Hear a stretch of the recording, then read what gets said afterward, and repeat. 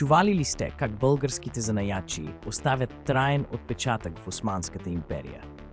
Още от 18 век майсторите от българските земи се прочуват с изкусните си ръце и умения, превръщайки се в незаменима част от икономическия и културен живот на империята.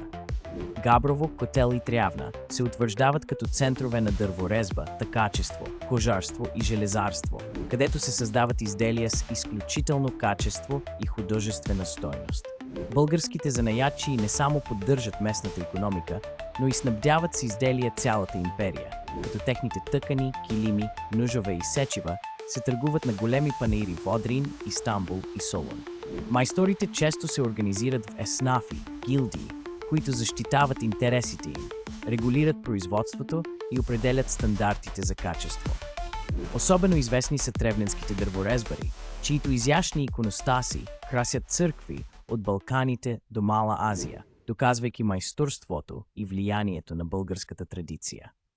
Българските занаятчии предават знанията и уменията си от поколение на поколение, съхранявайки своята идентичност и културни традиции дори в условията на чуждо владичество. Тяхната изобретателност, трудолюбие и стремеж към съвършенство са пример за устойчивост и гордост, които продължават да вдъхновяват и днес.